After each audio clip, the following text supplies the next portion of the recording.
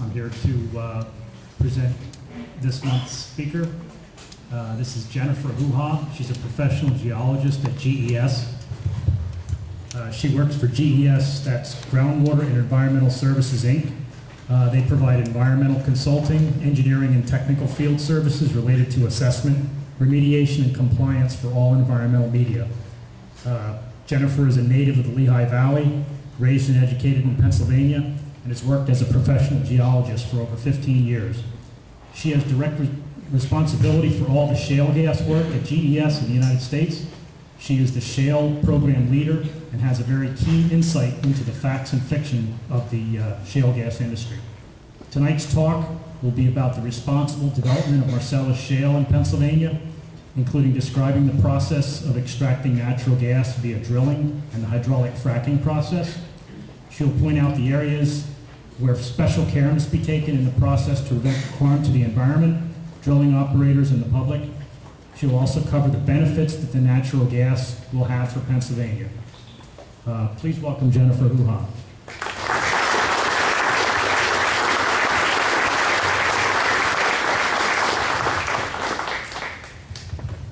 Just give me a minute here to get this started again. Jennifer, do you want the lights off? It might be better. Okay.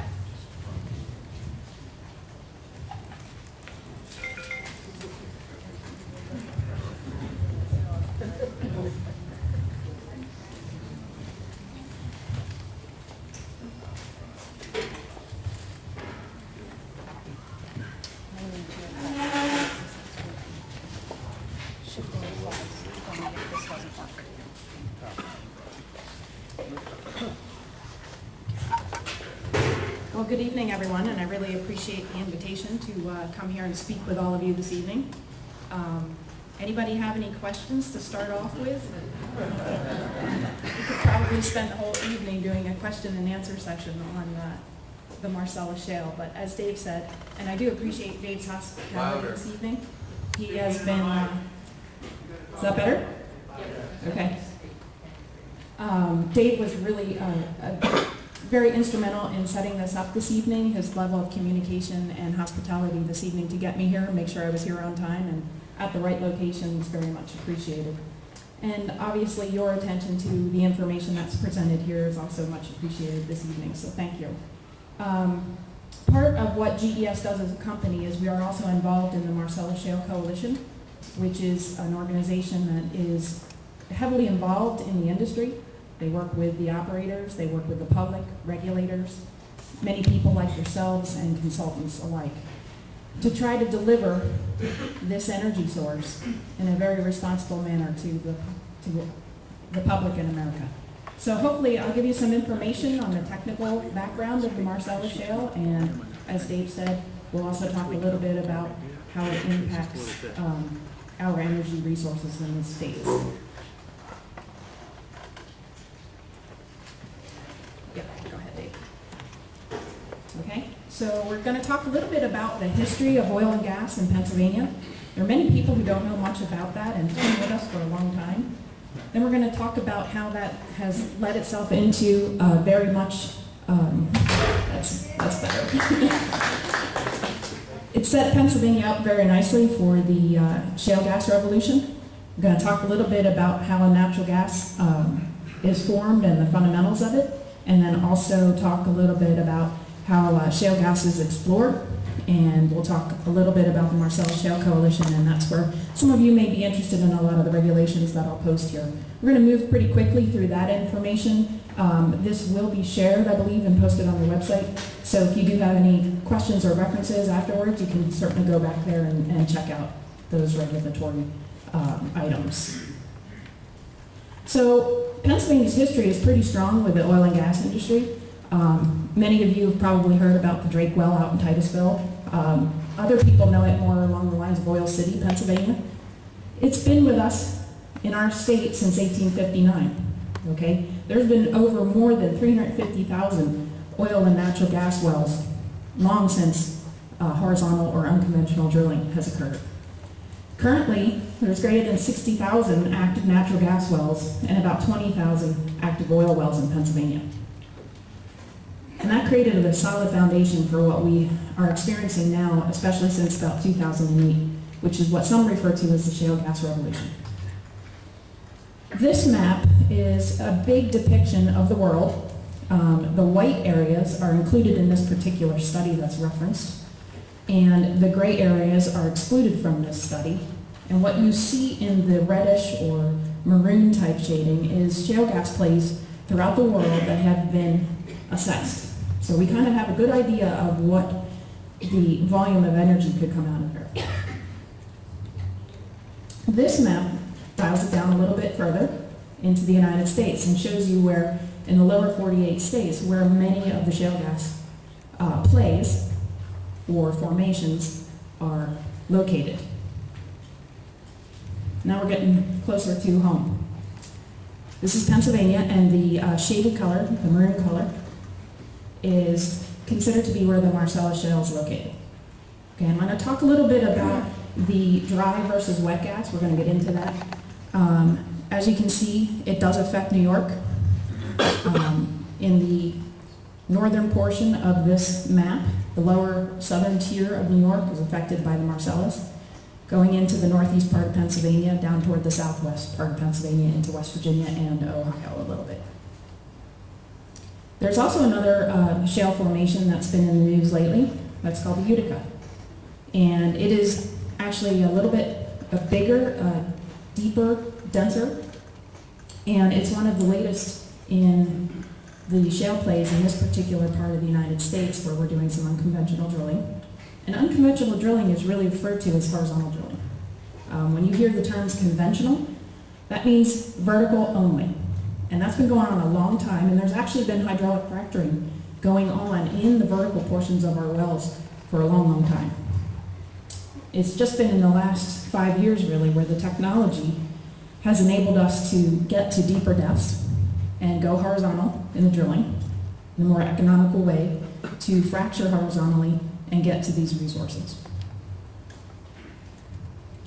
This slide here is just to show you the growth of some of the shale gas since 2010, and kind of, it gives you some subjects you can see where some of our energy comes from. So you've got some coal bed methane, you've got some tight gas, but then you can see since 2010, the percentage of shale gas is very, very minimal to where it is going today and increasing. So we'll talk a little bit about some of the natural gas fundamentals. So what are some of the ways that natural gas means something to us from an energy source? You know, we just have some listed here. I'm not sure if any of you have anything to add there, but obviously it's heating and cooling. We have light duty and heavy duty transportation applications, generation of electricity, combined heat and power applications. Industries are greatly affected by it, and the utilization of the liquids from the natural gas. That's where we refer to it as a wet gas. When you're developing either a vertical or a horizontal well, there's really 3 segments to the development of it. You have your upstream, your midstream, and your downstream. And the upstream is primarily what we're going to focus on tonight, and that's when you drill a well. Okay? That's bringing the natural gas to the surface. Your midstream part is a lot of infrastructure going on in Pennsylvania right now. That would be another topic for another night. But this is where you need to put the infrastructure in, your pipelines, your compressor stations, pumping stations, all of that to get the natural gas from the surface into sales and use. And your downstream is obviously coming into your home. Some of the types of natural gas, as I mentioned, we have a dry gas, we have a wet gas. The dry gas is really pretty interesting. Really, they can take that, dry it out, remove the water from the methane, or from the gas itself, and put it right into the pipeline for sales. Not a whole lot that needs to go into really processing that for consumption. Wet gas is a little lower percentage of methane, has higher liquid phase, and we're going to talk a little bit about that. And that can be used in many different industries, plastics in particular. So here you can see that in the northeastern part of where the Marcellus is located, and to the east in the state, it's considered to be a dry gas. When you move toward the southwest and the west, getting into Ohio, also where the Utica is located, it's considered to be a wet gas. And right now, that's where there's a lot of activity going on. Last year, you could find everybody up in the northeastern part of Pennsylvania, Bradford County, Susquehanna, Sullivan, a lot of activity going on up there. Now, it's down in Washington County, Beaver County, out near Pittsburgh, and into Ohio. So this slide is trying to give you an idea of when you're looking at natural gas, the large component of it is methane. That's the largest percentage of it. But then there tends to be a percentage of liquids. And as I said before, those liquids are really important to a lot of petrochemical industries, which is important to us. It would also help us to manufacture some products once again and possibly even sell that. So you have, of the liquid fraction, that's divided into many different components, primarily ethane and propane. We'll talk a little bit about the steps in exploration. First step in all of this is you have to garner the land, okay? That's where you have a lot of landmen going out, working with your landowners, securing leases, working with many different tracts of land and landowners. There's usually one landowner that's considered to be the leaseholder where the pad will be located. Not often does that cross boundaries with many different landowners, but then you do have a lot of cross of landowners when you go horizontally. Some of these horizontal wells can go up to 5,000 feet in one direction. And I did hear recently that there was one operator we're working with that has taken it up to 10,000 feet. So that's where you get a lot of crossover with units being secured and leasing land, etc., because you have a lot of mineral rights associated with that. And then you're going to get into the next step, which is the actual drilling itself. And what this slide is trying to depict here is that, and this is where the horizontal drilling has been, a pretty good thing to the amount of land that's disturbed. I've been on pads that are anywhere from 2 to 3 acres in size to one the other day that was 42 acres. So the pad itself is what the area that becomes disturbed or developed, if you will, to really drill these wells. Once you get into the subsurface and you're able to put in the horizontal points, you don't see that kind of level of disturbance to get the gas out of the ground. Let's see. I talked about the horizontal depth is as much as 5,000 feet, but recently I've heard they've gone out toward 10,000 feet. And the well bore itself is approximately 20 inches in diameter at its widest. And on some of these pads, I've seen upwards of 12 wells installed. Some of them have lower end, maybe about 4. Okay, this is also part of the horizontal drilling, and what this is trying to do is depict to you the well casing that they use. Now this is where it gets fairly technical, but there are triple cased wells out there. That is a requirement right now, and a lot of operators and drillers have been doing triple cased wells even long before it was required to do so. So what that means is you basically have 3 levels of cement and steel casing that will go down into the vertical portion of the well.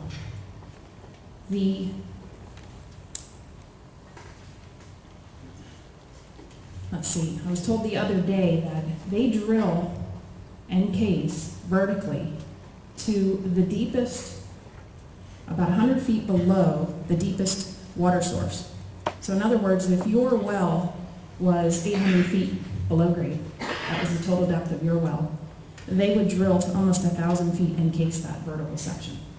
And that's the safety precaution that they put in place to hopefully, if they do have issues, that it's not going to affect the upper levels of the aquifer. From a hydraulic fracturing standpoint, this is the next step in everything, and this is referred to as completions. So we went from acquiring the land and developing it to drilling the well to completions. So if you hear someone say that pad or that well is in the completion phase, that means they're actively fracking that particular well. And I have to get a little closer to see this. So, like I said before, we have done hydraulic fracturing in Pennsylvania and the United States on vertical wells long before the unconventional or horizontal wells were drilled. 90% of the wells that are drilled into the Marcellus right now are fracked in order to get the gas out. Some of the vertical portions of the wells, unconventional wells, may not need to be fracked in order to garner the liquids in the gas. The fracturing mixture that's used is about 99% water and sand mix. It takes anywhere from 3 to 5 million gallons of water per well to frack it. The well casing, as I said before, does protect the water supply. And if you want to read up more on this, you can feel free to read Chapter 78. It's actually under Title 25 of the PA Code. Chapter 78 is all about the oil and gas regulations. It goes into extreme detail on how they need to case these wells. This is another study that's out there that was performed in the rural PA area. It's pretty comprehensive research, done over 2 years, and it was published last year. And really the whole gist of it is when a lot of operators have started to develop and drill, they do something called pre-drill baseline sampling. That's also outlined in Chapter 78. And it's recently been changed under Act 13, if you're interested or have heard about that. But they basically have extended the radius that they want to see operators do pre-drill or baseline sampling. So what they do is they go out and they collect a lot of samples from your water supply that are being used for human or livestock consumption, and they collect what they call a baseline sample prior to drilling. And they give those results to you. It can cost anywhere from $2,000 to $3,000 a well or a water source to do that. They do provide you with a copy of that. And what they found out in doing all of this is that there's really no standards for you or anyone else to drill a drinking water well in Pennsylvania. You don't have to case it. You can hand dig it if you want to. It's completely legal. There's nobody who says this doesn't meet code. There really is no code. So this study is saying, hey, in Pennsylvania, you need to get some code. We need to have better cased wells out there, better installed wells so that it's protecting drinking water supplies. This slide here is just to depict and give you an idea of how deep they are going when they're trying to reach the Marcellus in the northeastern part of the state and the southwestern part of the state. It's very, very deep. So on the left-hand side, that's considered to be depth, that unit. And then on the x-axis, going from left to right across the screen, that is the horizontal footage that they might go in the different stages of fracking. Okay? The very top portion, where it's kind of a thick blue line, if you will, is really the shallow aquifer. That's in the first 500 to 1,000 feet. Where they hit the Marcellus is anywhere between 5,000 and 8,000 feet below grade.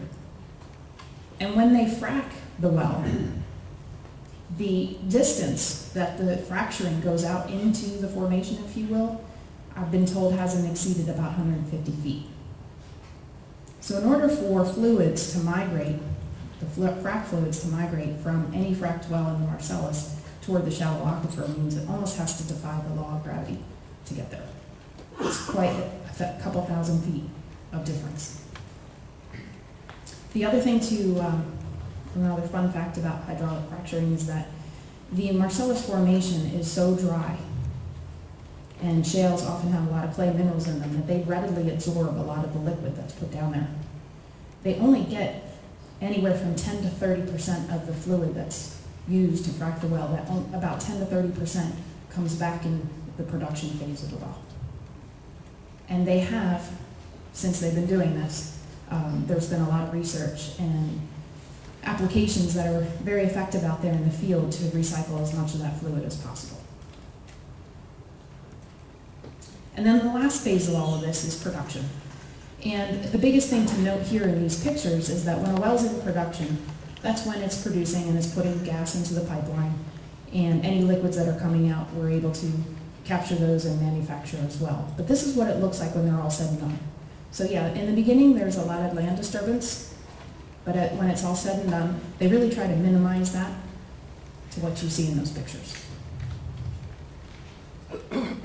This being the map of Pennsylvania with the counties, gives you an idea of the number of wells that are currently in these counties. The dark shaded counties, Bradford, Sullivan, and I believe that is Lycoming. Yes. And like I said, down in the southwest corner you have Washington, and the hatched areas represent where they will drill for the Marcellus as well as the Utica.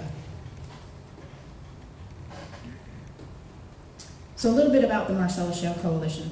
If you are really interested in this topic, I highly suggest you get on their website and check it out. There's a ton of information out there about it. You can even Google just Marcellus Shale Coalition and it'll come up with it.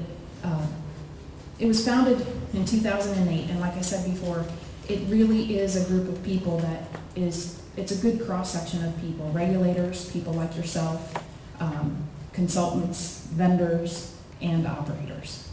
And what they try to do is bring all of that together to industrialize the Marcellus, if you will, in a very safe and responsible way. This slide goes into some of their values, and I'll leave that for you to read at your leisure. And then the next couple of slides here really have to do with a lot of the regulations that I referenced.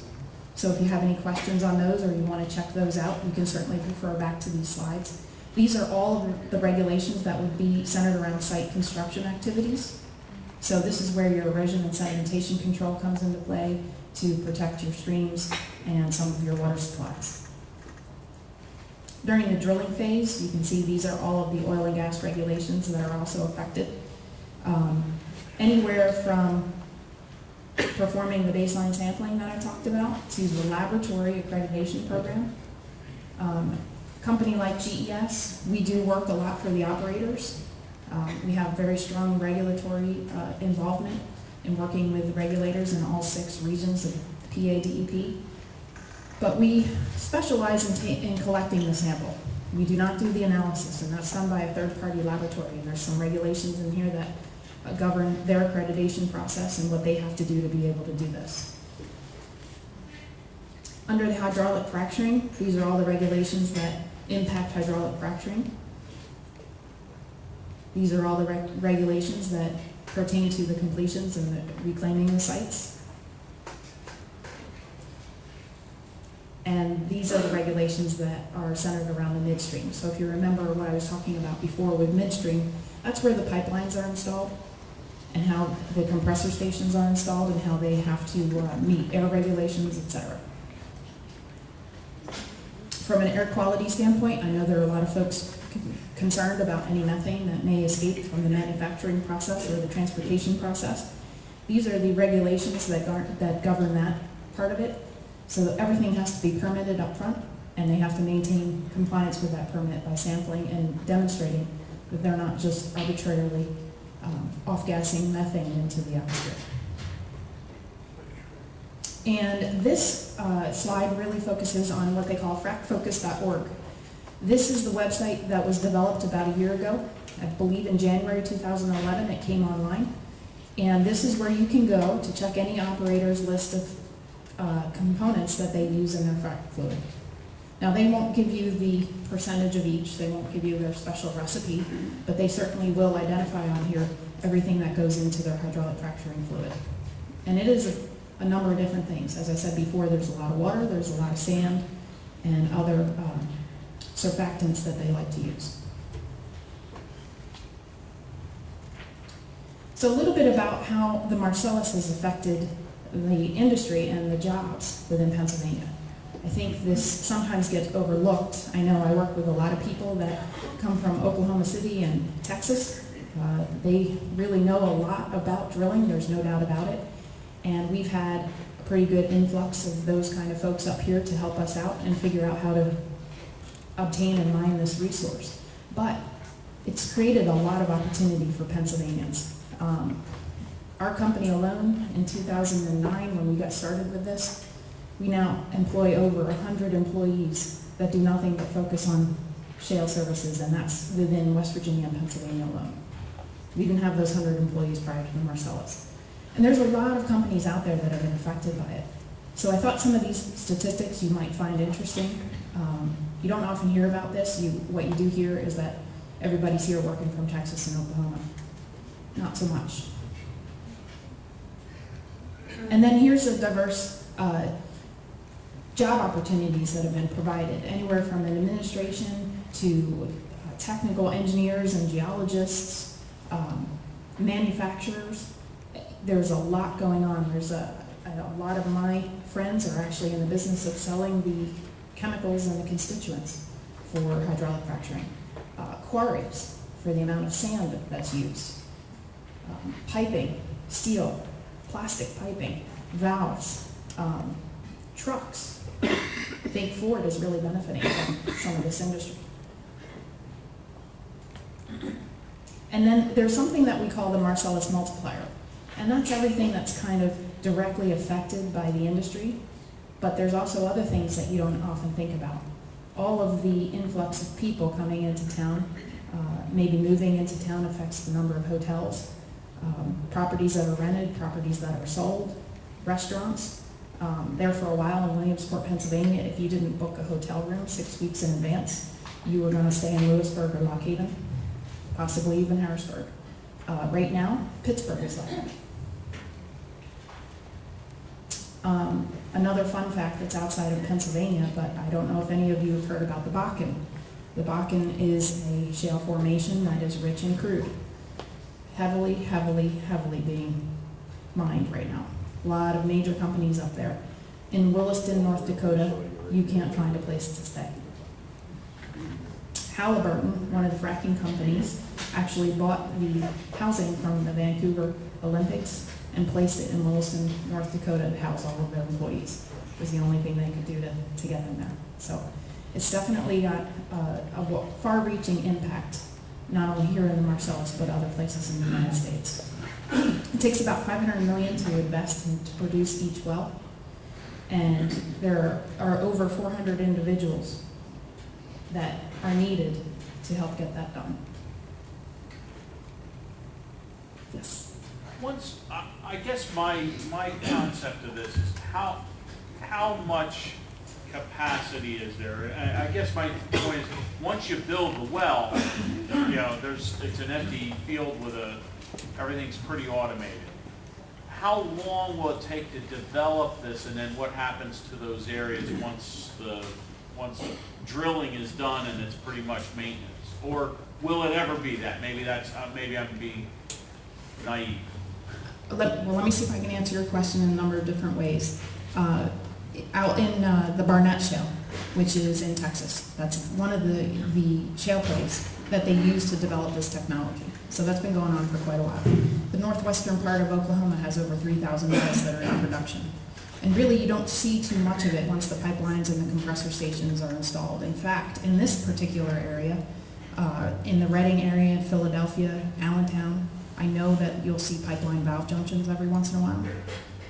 For those of you who remember back in 2005, there wasn't one of those valve junctions exploded in South Whitehall Township.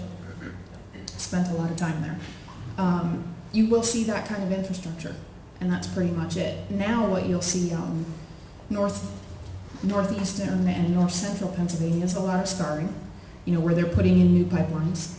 But those pipelines will look like the older ones in a few years, and you'll see those valve junctions and compressor stations. Now, as far as the volume, in the Marcellus, it's under an extreme amount of pressure. They actually have to back down that pressure at the wellhead to be able to handle it within our infrastructure. Some of the older shale plays in the United States, they actually have to boost the pressure to get the gas out of the ground. Not sure if I answered your question. Well, I guess what's going to happen to the employment level? In other words, how long does it keep going? In other words, there's a big wave for drilling, but then isn't that going to taper off, and how long will that be? Do we have any kind of idea on that? I don't think we do have any idea on that, because I know that a lot of the, in Northeast PA, for example, in 2011, a lot of the drilling that occurred there occurred to secure the leases. They had time frames to do that. That also created quite a bit of glut in the market. So until we get infrastructure going and be able to sell some of this, it's going to take a little while to ramp back up again.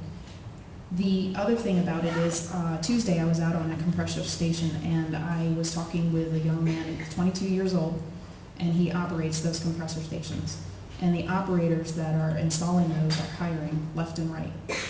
He has a mechanic background, so if you're looking for work, I would highly suggest that.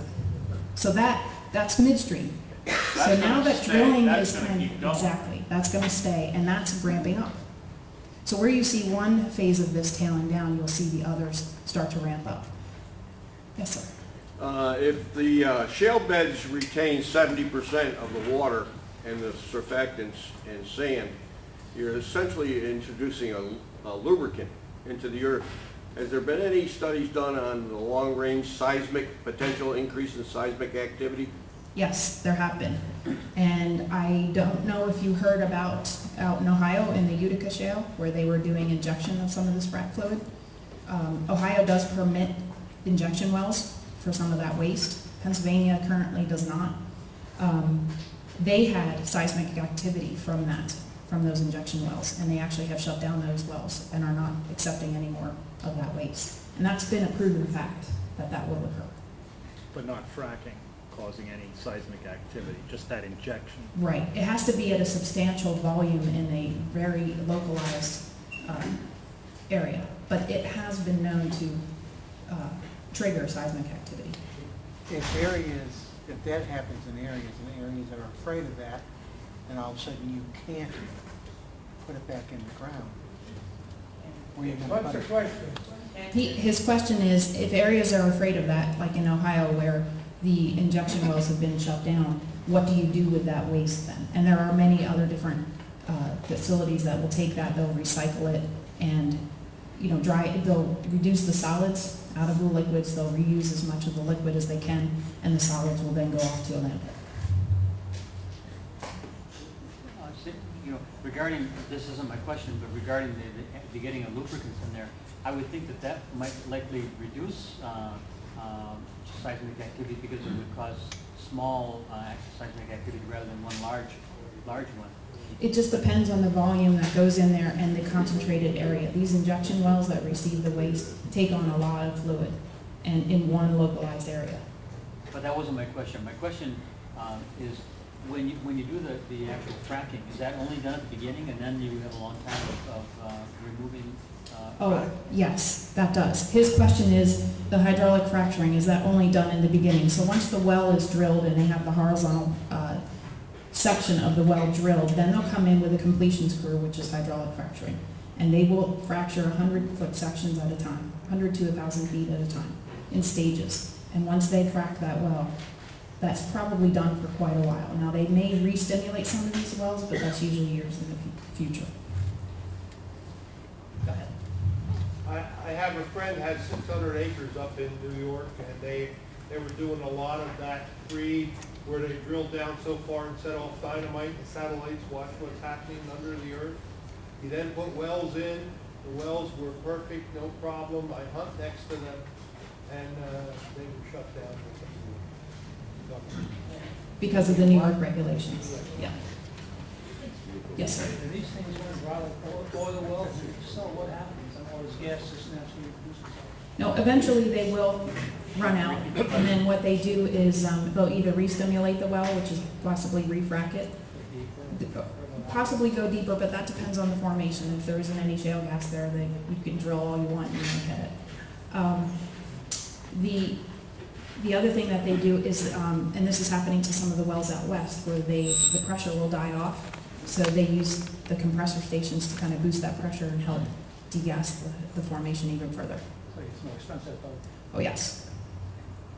Yes, sir. Thank you for all your information. It's really You're welcome. The incidence of accidents. Like what is it, and what kind of danger are the people near these accidents? What happens, and how often does it happen? I'll try to answer that question. His question is the frequency of accidents. What's the danger to the residents in the area? Is that accurate? Okay. In the 2.5 years that we've been working with operators and doing this, a lot of the work that we do is done on the preventive side. So I can only speak to you and try to answer that question from our experience. In that time period, and we've worked on probably tens of thousands of pad locations on the preventive side, sampling water, wells, answering questions. If someone has a complaint, we try to address that, etc. On 2 occasions, we have worked what I'll call an emergency situation or after the fact, where something's gone wrong, there's been a spill or impact to the environment. One was fluid related and one was gas related. So the percentage is quite low.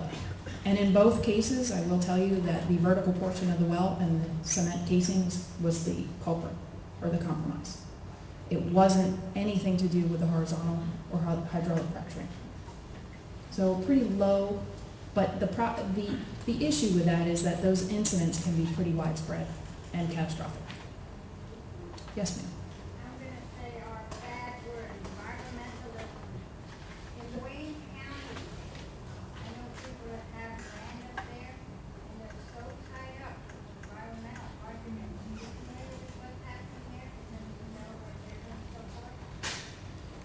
I am not that familiar with that, no. Well, what they're doing is, because it's a watershed per se, people in Wayne County that don't even own wells or can't develop the well, they've got a consortium of people swimming for lawyers and taking these people's money, and they're not seeing any money from the shale or anything.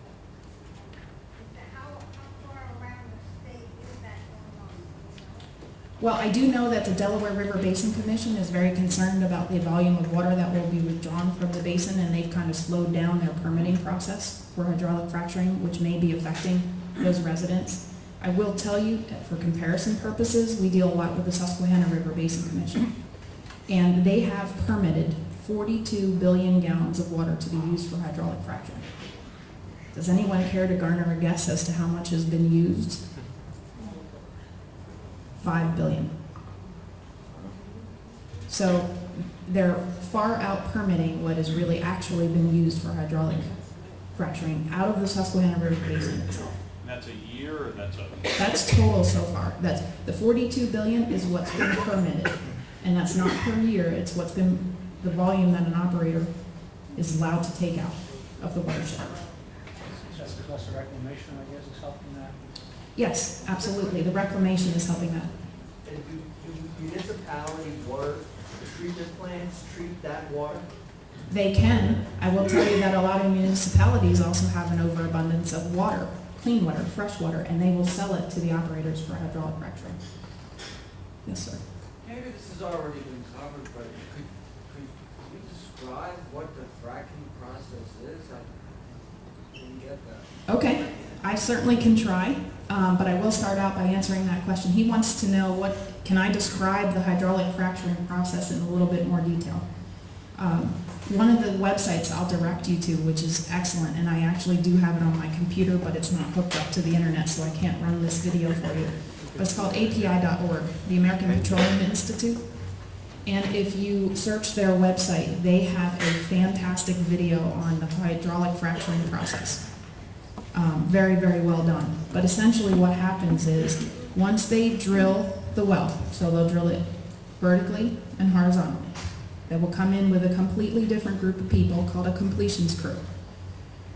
They will go down into the well, they'll drill out, they'll go down into the inner casing, and they will set anywhere from 100 to 1,000 feet, depending on how long the well is, the horizontal portion of it. And they will basically set off explosives and then pump at a very high pressure the hydraulic fluid into that well to expand into the fractures and keep those fractures open. That's the reason there's so much sand that's used. They want that sand to kind of fill in those fractures that have been created by the explosives and keep those cracks open. So gas then will flow. So they'll plug that first section or stage, and then they'll come in and they'll do it over and over again, depending on, like I said, how long the well is. Could be 2 stages, might be 5 stages. And then when that's all done, they'll go back in and re-drill out the plugs, and then the well will start to produce. That's when it's in the production phase.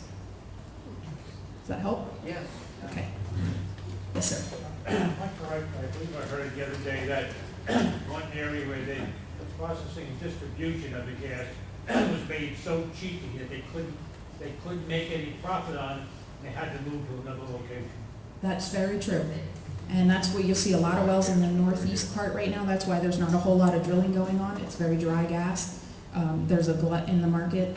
I will tell you, the last time I checked, which was earlier this week, the price was hovering about $3. And most operators need to be in the $4 range to drill and be profitable. That's why they're moving toward the liquids, because the liquids are producing more and it's more economical for them right now. $3 what per cubic? 1,000, yeah, we got it. 1,000 cubic centimeters.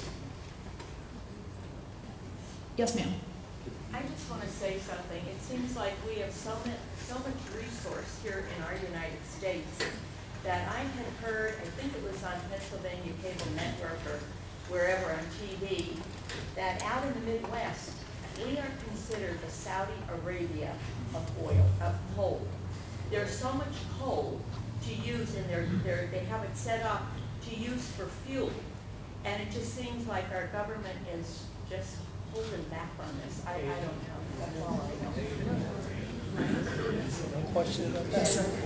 Okay, and you know, we've heard, you know, and I don't know if anybody's seen, I've never actually seen Gasland, I've heard about it. But they're talking about all this gases are bubbling up, and I know that they did their documentary in a place called Burning Springs, because actually literally gas has been coming up through those springs since, you know, natural gas has been coming up and coming to the surface naturally, but they're accusing it to be caused by fracking and all that. Where does that stand? They're fracking down there, and that's going to cause all this gas to come to the surface, and we're all going to be having, you know, our backyards burning. Okay. I will tell you right now, I have not seen Gasland. I've heard about it, but I refuse to watch it. I decided not to say. I will tell you, though, that what I've heard about it is that people can light their water on fire. And that's true. People can.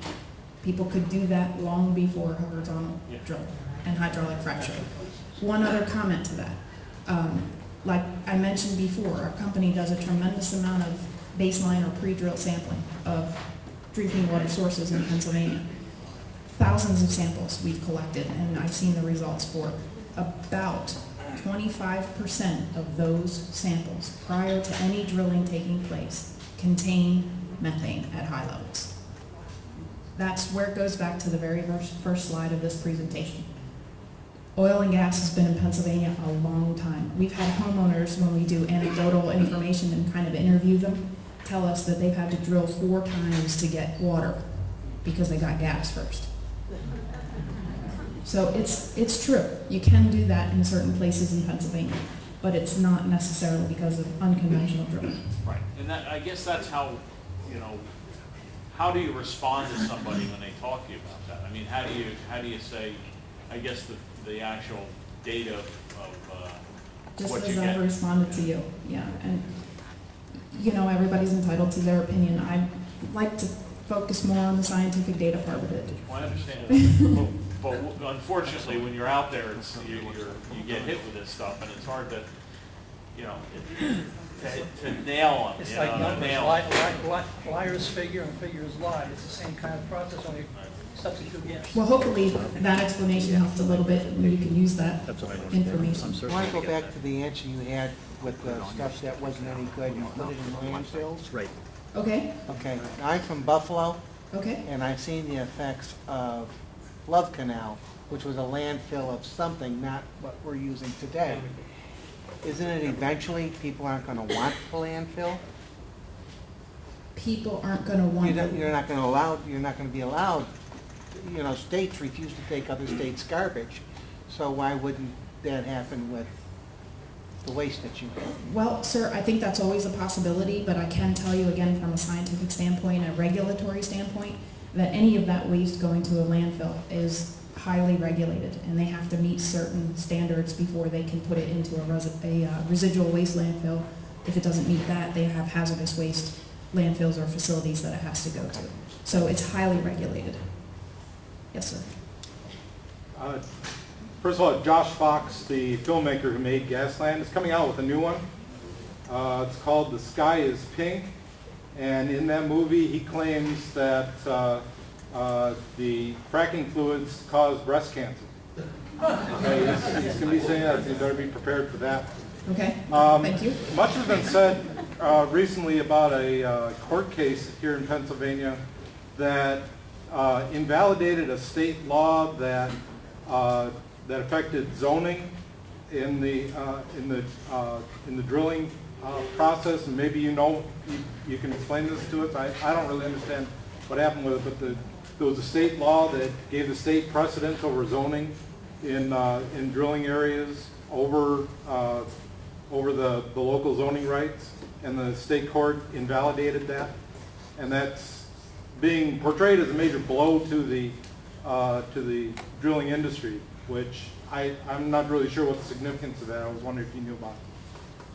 I don't know if I have too many specifics about that. I haven't heard that specifically, but I will tell you that Act 13 that I mentioned previously this evening addresses a lot of zoning and setback issues that weren't previously addressed in Chapter 78. Maybe that's what it could be. Okay, that may have been what was invalidated in the court. What I know about the zoning ordinances with operators, I would think if it got invalidated, it would actually work to their advantage.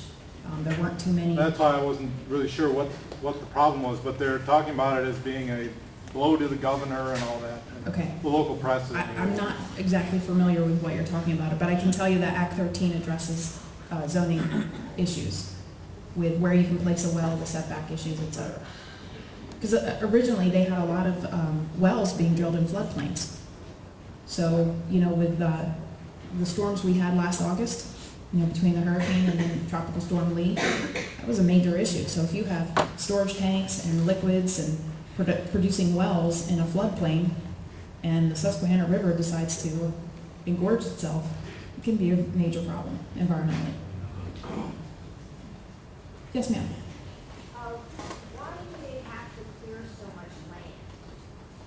In other words, I can see, you know, I know they need to paint a pad, they need to put trucks in and out and so forth, but in many cases it seems like a lot of acreage is cleared. Yes, a lot of acreage is cleared. As I said earlier this week, I was on a pad that was 42 acres. It kind of blew my mind, but it's has a lot to do with the drilling and the completions phases. They do need impoundment areas that need to be very close to the wells. That's what houses all of the fresh water that they use for fracking. And those impoundments can be like large ponds. Some of them almost look like lakes. And they also need a lot of area during the drilling and completions for housing all the fluid that's going back and forth. You'll see a lot of frac tanks, they call them. They're just storage tanks. They just need space to be able to do that. And that's why when you get to the production phase, you'll see that that area that's actually the well and maybe the producing storage tanks is very, very small in comparison to what they needed to install the well. So they actually construct ponds? They do, and then at the end of it, those ponds are also lined. It's just really housing fresh water. The end of it, they take those out and they restore it. Yes, sir. A lot of acres to put 10,000 feet of pipe there until you get in the ground. That's a very good point. Also, with regards to the coalition you raised, a lot of it's China, shipping it over there. Yeah. So I guess we're paying Walmart staff for that coal. Yes, ma'am? I know a family in Bradford County, and they are very, very happy with their Marcellus Shale money. They cannot sell cow's milk up there without regulations. They went out of dairy. So on behalf of those people that are individuals like us, we should quit. We have Marcellus Shale and we have Bounty on our. Yes, sir? I've heard one person express concerns about the concrete casing and the piping. They said it'll only last 10, 20 years and then there will be a problem. Have you ever heard of that? Is there anything to that? No, I have not heard that. Now, a lot of the things that I've seen in my career on the liquefied petroleum side of things, dealing with this deal, there are corrosion issues. but there's usually a pretty good reason for that. Normally what I've seen when something's compromised, it's actually been hit by something because someone didn't call before they dug. You were mentioning, or people are concerned about methane gas coming out, and you know, the water that you know, sets on fire and so forth. I have a friend who's a geophysicist, and I was asking him about methane and its impact on the environment. He said that what we do as humans in putting methane gas into the environment is absolutely nothing compared to what comes in naturally, especially up in the far north. There are places where methane gas is just boiling out and there's nothing they can do about it. That's naturally occurring, that's correct. Yeah, so what we're doing is just dwarfed by any natural process. It's a small percentage. Yes, sir. One of the other things that drives me crazy, I guess it was recently, I would say a year ago, Easton, the town of Easton, the town council or whatever got together and they presented a thing against Marcellus Shale development, and all these little local communities are coming out and doing this, and there's no Marcellus Shale in Easton, and you know they still make these statements and stuff, and I don't know. We should probably get more involved when that kind of stuff happens and try to shut it down, because it's just ridiculous. Well, and there are, Marcellus Shale is pretty widespread, okay? The map that I showed you before is really where, what they call the operators refer to it as the sweet spots. You know, they're not going to drill everywhere in the formation. They won't drill everywhere in the Bakken or the Utica either, but they know where to go. But I tend to agree with you because it's Pennsylvania, and it has a far-reaching effect. Yes? Yeah. Are there, other than Pennsylvania Career Links, are there other websites that specifically post jobs related to the shale industry? Actually, the Marcellus Shale Coalition, if you go on their website, they have a lot of jobs. LinkedIn has a tremendous amount of job postings, and they also have groups that you can sign up for, and those groups, individual groups, will post jobs. Yes? Last point, I just want to say I know a lot about Act 13, so I can say that Act 13 says that all zoning, let me say that, I'm saying it backwards. Natural gas drilling is a permitted use in all zoning districts. That's what it says. And that's what the Commonwealth Court overturned last Thursday. But it also pertains, and a lot of people didn't know this, so it's important to understand, like if you're talking about Easton, one of the things that it affects is also stuff like pipelines and gas drilling operations. So if you're not in a drilling area, it still could affect you, and that's why people are talking about it around here. But my question was quickly, how much of this are we sending overseas? Not much right now. Because I understood, I hear on the news like 16 contracts to send it overseas. That's true. I think that the United States would like to be able to manufacture and export a lot more. In fact, if we were set up to do so, this winter would have been probably very, very helpful to those in Europe. They had a very cold winter. But it's getting the gas to, you know, the coasts so we can get it out.